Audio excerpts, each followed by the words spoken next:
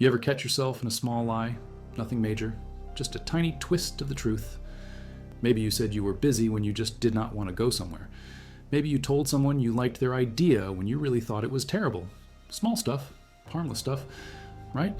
Saint Teresa of Avila saw something in 1562 that changed how she understood every single lie, even the ones that feel like nothing. She was 47 years old, praying in a cell without even a chair or table at the new monastery of St. Joseph in Avila, Spain. The room was so poor you could barely call it a room. Stone walls, cold floor, nothing soft anywhere. But Teresa had asked for this poverty, begged for it, because she'd seen too much of what comfort did to souls. She had been writing for months. Her confessors commanded her to put her spiritual life on paper, not because they trusted her, because they did not. Men like Pedro Ibanez and Garcia de Toledo wanted proof. They wanted to examine every vision, every word God spoke to her, every moment of what she called prayer. Half the priests in Spain thought she was deluded by Satan. The other half thought she might be a saint. Nobody knew which. So she wrote. And while she wrote, God showed her things. One afternoon in June, 1562, something happened that she would describe in chapter 40 of her book, the final chapter. The chapter where everything she had learned came together like a knot being pulled tight. She was in prayer, deep prayer, the kind where your body is still there but your mind is somewhere else, somewhere that does not have walls or time or the normal rules. And in that place, truth itself spoke to her, not a voice with sound, not words you hear with ears, but understanding that dropped into her soul like a stone into water, clear, undeniable, terrifying in its simplicity. Everything that displeases God is a lie. Everything. If you value factual history and spiritual truth like this, subscribe. It is the best way to support our work. Also comment from which city you are hearing this from. Also, this script is researched and factual, using sources from the collected works of Saint Teresa of Avila, translated by Kieran Kavanagh and Otilio Rodriguez, published by ICS Publications, the definitive scholarly edition that includes her original manuscript dating back to 1562 through 1565, preserved now in the library of the Escurial in Spain. These are not interpretations. These are her own words written in her own hand, examined by the Spanish Inquisition, and approved by Cardinal Quiroga himself in 1575. Now back to the information. Teresa wrote down what happened next. She said her soul began to burn. That is the word she used. Burn, like something inside her caught fire. She understood something she had never understood before, something that made her look back at her whole life and see it differently. For years, Teresa had called herself a great sinner. Her confessors thought she was exaggerating, being dramatic, doing that thing some spiritual people do where they make themselves sound worse than they are so everyone will think they are humble. False humility? Teresa hated false humility. She could spot it in others from across a room. But this was not that. Teresa had lied. A lot. Small lies. The kind nobody notices. The kind that grease the wheels of daily life in a convent where 150 nuns lived together, most of them from noble families, who thought they should not have to follow rules meant for common people. She had lied to make peace, to avoid conflict, to smooth things over, to keep people happy, to protect herself from criticism. Her father had taught her never to lie. Her mother had taught her not to tell her father certain things. And Teresa grew up in the middle, always afraid she was doing something wrong no matter what she did. By the time she was 7 years old in 1522, she had convinced her older brother Rodrigo that they should run away to the land of the Moors and get their heads cut off for Christ. They made it maybe half a mile outside Avila before their uncle found them and dragged them home. People called it an early sign of sanctity. Teresa later said it was an early sign of her ability to stir up trouble. As a teenager, she cared about boys, clothes, parties, looking good. She writes about this in chapter 2 of her life. She was around 14, 15 years old, 1529, 1530. And she started hanging around a cousin who was, in Teresa's words, vain and shallow and obsessed with romance novels. The kind of person who talks about nothing, but who likes who and what everyone is wearing.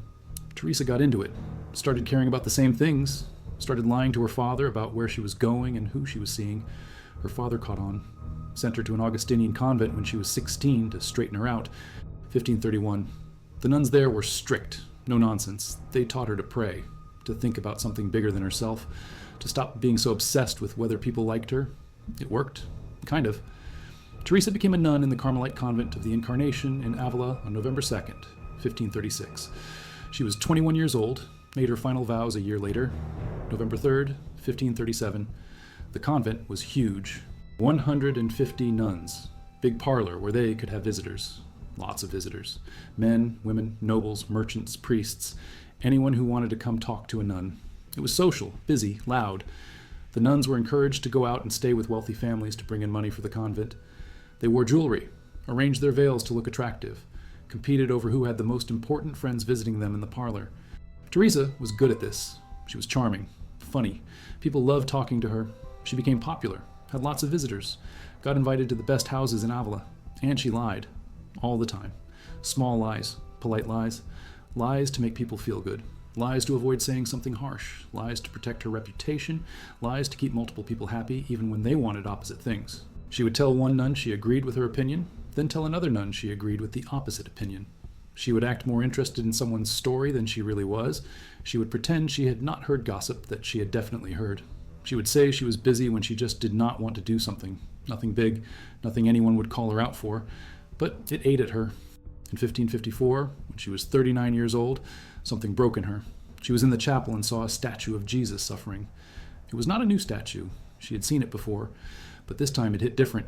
She threw herself on the ground and begged God to give her the strength to stop being so fake, to stop lying, to stop caring so much about what people thought of her. That was the turning point. But it did not fix everything overnight. For the next 8 years, God showed her things, visions, locutions, deep experiences of prayer that terrified her because she thought maybe the devil was tricking her. In 1555, Jesuits came to Avila. She confessed to one of them, Father Juan de Pedranos. He told her to write everything down. She wrote a short account, then another, then another. Her confessors kept asking for more detail, more explanation, more proof that this was God and not Satan. By 1562, she was living in the tiny monastery of Saint Joseph that she had founded with 12 other nuns, barefoot, poor, silent. Everything the opposite of what the Incarnation had been, and she was writing the full story of her life, trying to explain to her confessors how a woman who had spent decades lying, being vain, and caring too much about parties had ended up seeing God. That is when God showed her the truth about lies. It happened during a rapture. Teresa describes it carefully in chapter 40. She says, God lifted her into himself, into truth itself, and in that moment she understood something that changed everything. All lies come from the same place. They all do the same thing. They all break the same bond. The lie that says you like someone's terrible idea is the same lie that says God does not matter. The lie that says you are too busy to help is the same lie that says your comfort is more important than truth. The lie that makes someone feel better in the moment is the same lie that slowly destroys trust over years. Because every lie, no matter how small, is a choice to value something else more than truth, more than God. Teresa saw this so clearly it burned. She wrote that from that day forward, anything that was not directed toward the service of God seemed to her like vanity and lies. She could not explain how she understood it, but she understood it, deep, total, no room for argument. Here's what she saw. When you tell a small lie to avoid conflict, you're teaching yourself that peace is more important than truth. Do that enough times, and you build a habit. A reflex, an instinct. Eventually, you do not even notice you're doing it. You just automatically say, whatever makes things smooth. And the people around you learn something too. They learn they cannot trust what you say. Not all the way, not completely. Because sometimes you say things just to make them feel good. Sometimes you agree when you do not really agree. Sometimes you are busy when you are not really busy. They start second-guessing everything. Was she serious about that, or just being nice? Did she really mean it, or was she just avoiding conflict? Can I actually count on her? Or is this another thing she'll forget about? Trust cracks, tiny cracks, hairline fractures. You do not see them at first, but they are there, growing, spreading. Teresa watched this happen in the Incarnation Convent for 20 years, 1537 to 1557. 20 years of small lies piling up into big problems. Nuns who said they wanted to pray more but never did. Nuns who promised to follow the rule but made exceptions for themselves. Nuns who acted humble in public but gossiped viciously in private. Nuns who said they were sick when they just did not want to do their work. Nuns who claimed to have mystical experiences to get attention. Layer after layer of small lies. And underneath all of it, nobody really trusted anybody. The community was not a community. It was 150 women living in the same building, all lying to each other in tiny ways all the time until the whole thing felt hollow. Teresa tried to fix it. She really did. She talked to the prioress. She talked to the chaplain. She talked to her confessor. She prayed. She fasted. She did penances. Nothing changed. So she left. In 1562, she founded St. Joseph with 12 nuns who agreed to live differently. No lies, no exceptions, no small compromises that would turn into big cracks. They would own nothing, wear nothing fancy, have no visitors, do no social climbing, tell the truth even when it hurt, especially when it hurt. It was brutal at first. Because when you take away all the small lies people use to get along, everything becomes sharper, harder, more painful. One nun would say something that annoyed another nun. In the old convent, the annoyed nun would have smiled and said nothing, and then complained about it later to someone else. At St. Joseph, she had to either speak up directly or let it go completely. No middle ground, no passive aggression, no gossip. Another nun would make a mistake. In the old convent, she would have made excuses or blamed someone else or pretended it did not happen. At St. Joseph, she had to admit it, out loud, to everyone, and accept correction. It was hard. Teresa admits this in chapter 36. Some of the nuns cried. Some of them wanted to leave. Some of them thought she was crazy, but something happened that surprised her. The community got stronger, tighter, more real. When you can trust that the people around you are telling the truth, even when the truth is uncomfortable, even when the truth makes them look bad, even when the truth costs them something, you can relax. You can stop second-guessing everything. You can stop trying to read between the lines. You can stop wondering what people really mean. You can just trust them, and that trust creates something, a kind of safety, a kind of peace that is deeper than the fake peace you get from small lies, because fake peace always has this tension underneath it, this waiting for the moment when the lie gets exposed and everything falls apart. Real trust does not have that tension. Real trust can handle conflict, can handle disagreement, can handle someone saying, "I think you are wrong about this," can handle someone saying, "I cannot do what you asked me to do," can handle someone saying, "I messed up and I am sorry." Teresa saw this happen in her tiny monastery of 13 nuns, and she realized this was what God had been trying to show her all along. Every small lie damages trust. Every small lie makes it harder for people to believe you.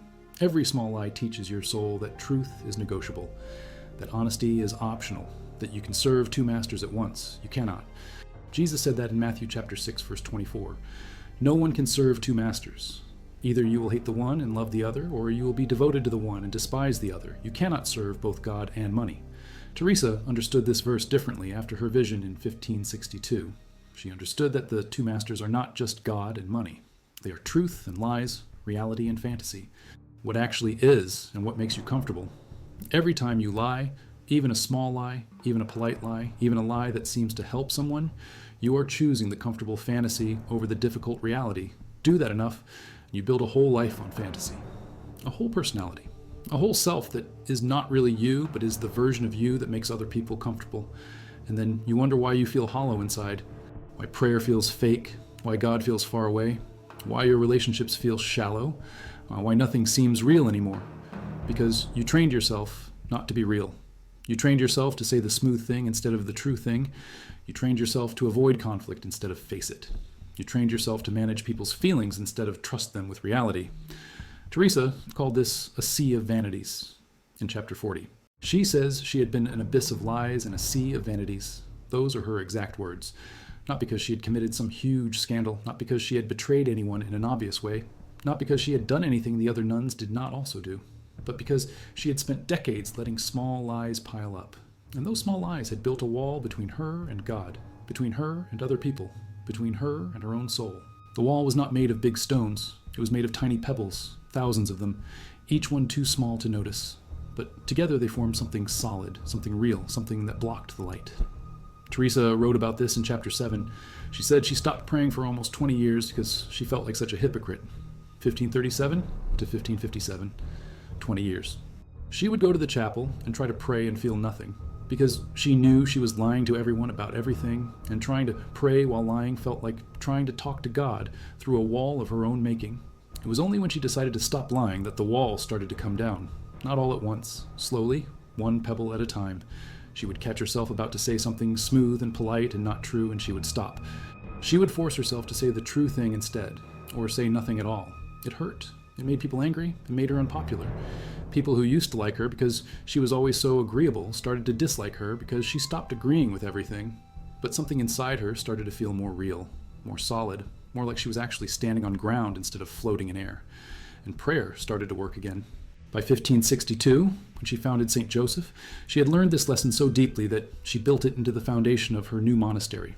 No small lies, no polite lies, no lies to keep the peace, only truth, even when it hurts, especially when it hurts. The monastery thrived. Within 20 years, Teresa founded 16 more monasteries following the same principles. All of them small, all of them poor, all of them committed to truth over comfort, and all of them produced nuns who were known for being real, direct, honest, trustworthy, not in a harsh way, not in a cruel way, but in a way that made people feel safe, because you knew where you stood with them. You knew they would tell you the truth, even if the truth was hard. Here's the thing that Teresa understood in that vision in 1562, the thing that most people miss.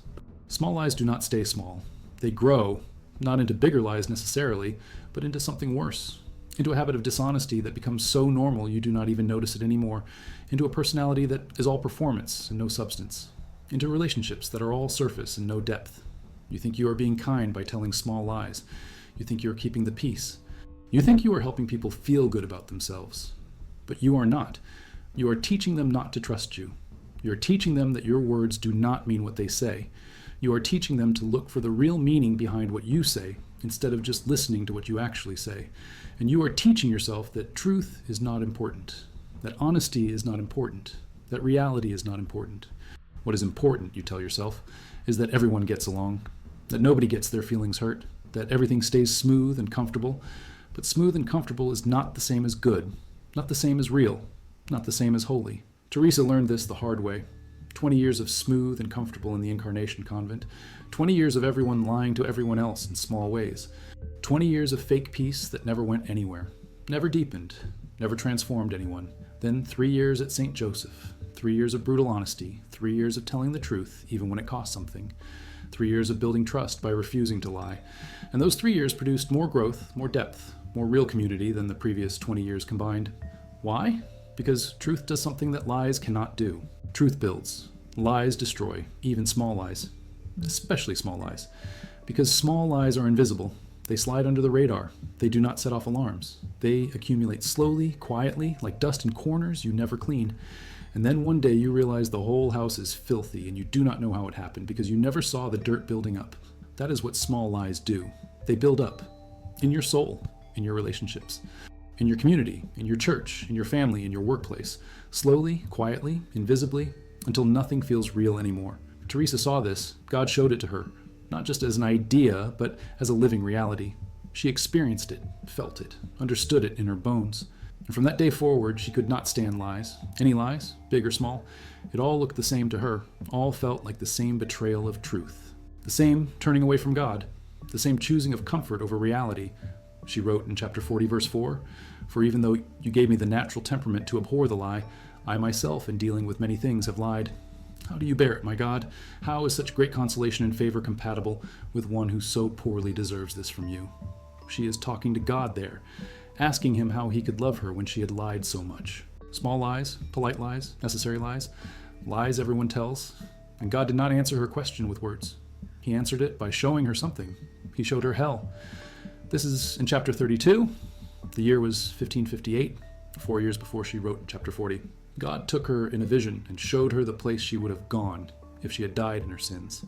The place reserved for her because of her lies, her vanity, her fake humility, her people-pleasing, her smooth words that said nothing. She describes it in detail. A narrow space, walls pressing in, no air, no light, no hope, no comfort, just the knowledge that this is forever and you deserve it. And then God pulled her out, brought her back, and said without saying, "This is where lies lead." All lies, even the small ones. That vision haunted her, drove her, made her willing to do anything, risk anything, suffer anything to get away from that place, to get other people away from that place. Because she understood that hell is not some arbitrary punishment God invented to scare people. Hell is the logical endpoint of lies. The place you end up when you choose fantasy over reality so many times that you cannot find your way back to reality anymore. The place where nothing is true, nothing is real. Nothing connects to anything else, and you are alone forever in the lie you built. That is hell. And you get there one small lie at a time. Teresa founded her first monastery in 1562 with this understanding burning in her soul. She founded 16 more by 1582, the year she died. Each one was built on the same principle. Truth matters more than peace. Reality matters more than comfort. God matters more than anyone's feelings. She died on October 4th, 1582, in Alba de Tormes, Spain. She was 67 years old. She had been traveling constantly for the last 20 years of her life, founding monasteries, fighting with church officials, writing letters, training nuns, dealing with opposition from people who thought she was destroying the Carmelite order instead of saving it. The night before she died, she told the nuns with her, "I am a daughter of the church." She said it 3 times, because in the end, that was the only truth that mattered. Not her visions, not her writings, not her foundations, just that she belonged to truth. Capital T, truth, the church, God himself. She was canonized on March 12, 1622, 40 years after her death, by Pope Gregory XV, along with Ignatius of Loyola, Francis Xavier, Isidore the Farmer, and Philip Neri. 5 saints canonized the same day. In 1970, Pope Paul VI declared her a Doctor of the Church, the first woman ever given that title, because her teaching on prayer was so clear, so practical, so grounded in experience that even theologians had to admit, this woman knows what she's talking about. But here is something most people do not know. When the Inquisition examined her writings in 1574, they found something that bothered them. Not her visions, not her mystical experiences, not even her teachings on prayer. What bothered them was her insistence that small lies matter, because that teaching threatened everyone. Rich people, poor people, nobles, commoners, priests, bishops, cardinals. Everyone who had built their life on a foundation of small, socially acceptable lies. If Teresa was right, if small lies really did accumulate and destroy trust and separate you from God, then everyone was in trouble. Because everyone tells small lies. The Inquisitors wanted her to soften it, to add exceptions, to say that some lies are okay if they serve a good purpose, to give people an out. She refused. She told them, everything that is displeasing to God is a lie. No exceptions, no special cases, no matter how small, no matter how harmless it seems. The Inquisitors backed down, approved her writings, not because they agreed with her, but because they could not find anything technically wrong with what she said. It was all consistent with Scripture, all consistent with church teaching, all consistent with the lives of other saints. So they let it stand, and for 400 years, her writings have sat there, waiting for someone to take them seriously, waiting for someone to actually try living the way she lived, telling the truth even when it costs something, building trust by refusing to lie, creating real community by choosing reality over comfort. In 2015, archaeologists excavating the old Carmelite convent in Avila found something. A burial ground near the chapel, 47 bodies, all nuns, all from the same time period, mid-1500s. They examined the bones, looked for signs of malnutrition, disease, injury, found very little. These women had been healthy, well-fed, living in comfort.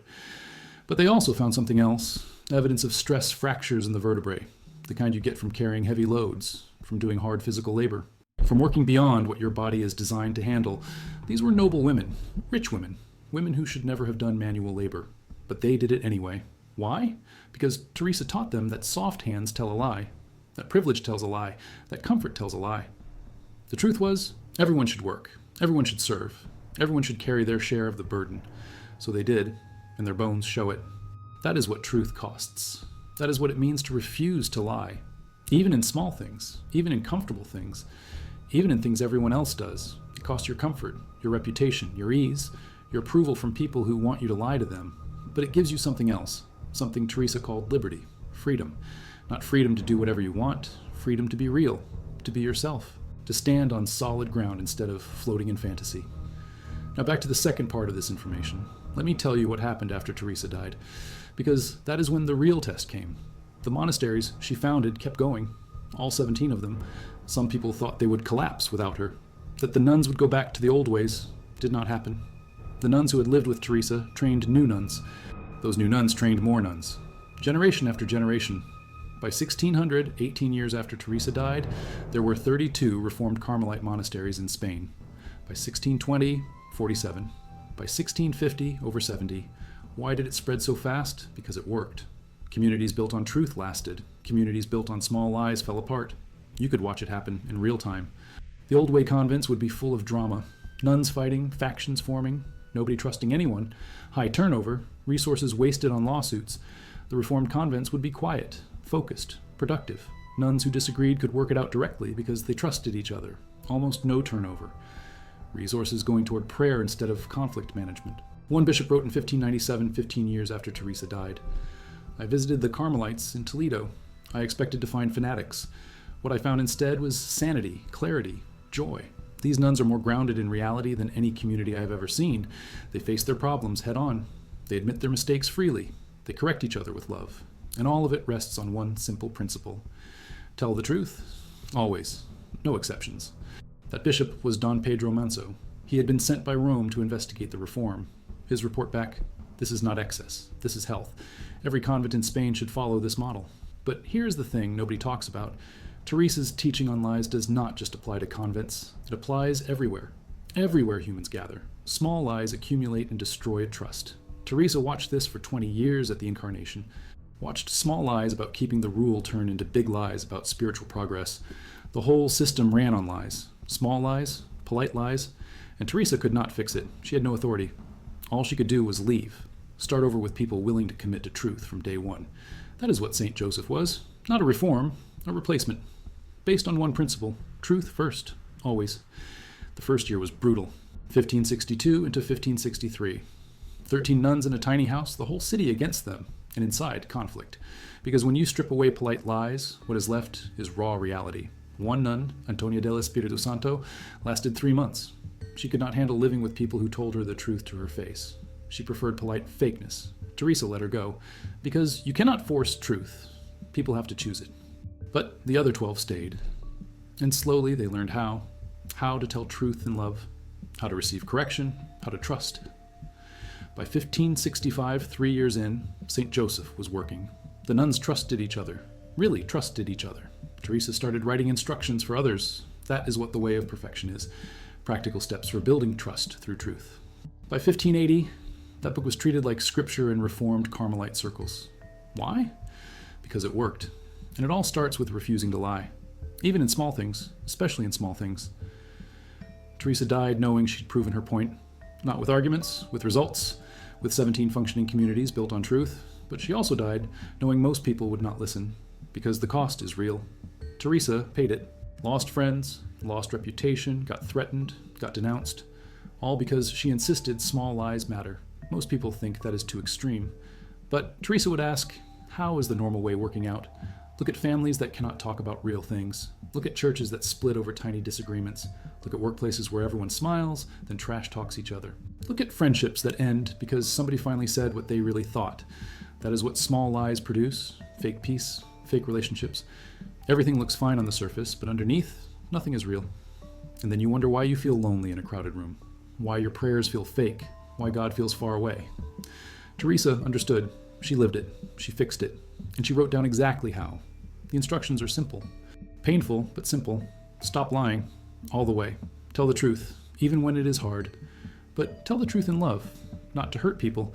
Tell it because truth matters, because people deserve to know where they stand. And when others tell you the truth, receive it. Do not get defensive, just receive it. And if it is accurate, change. That is the whole system. Simple, not easy, but simple. The Reformed Carmelites did it, proved it could work. And nobody else tried. They took her teaching on prayer, on contemplation, on mystical experiences. But the teaching on lies? That got ignored. Why? Because it is too hard, too threatening. We want to believe our small lies do not matter, that polite dishonesty is kindness, that avoiding conflict is peacekeeping. But it is not. It is fear. Fear of being disliked, fear of rejection, fear of reality, and that fear builds walls. Walls between you and other people, walls between you and God, walls between you and your own soul. Teresa saw those walls everywhere, and she spent her whole life trying to tear them down, one small truth at a time. The vision in 1562 showed her why, showed her that lies are not just bad manners, they are soul-destroying, relationship-destroying, because every lie, no matter how small, is a choice to value something else more than truth. Make that choice enough times, and you build a whole life on fantasy, a whole personality that is not really you, and then when you try to pray, you hit a wall, because God only deals in truth. He will not participate in your performance. So prayer feels dead, God feels absent. But the problem is not God. The problem is the wall you built, the wall made of thousands of small lies. Teresa felt that wall for 20 years of barely being able to pray because she knew she was living a lie. And those small lies killed her prayer life, until she decided to stop, to tear down the wall, one small truth at a time. It took years, from age 40 to age 47, 7 years of slowly learning to tell the truth, to be real. And when the wall finally came down, that is when the visions started, the raptures, the mystical experiences. But those were not the point. The point was the realness, the authenticity, the ability to stand before God without pretending. That is what the vision in 1562 was celebrating.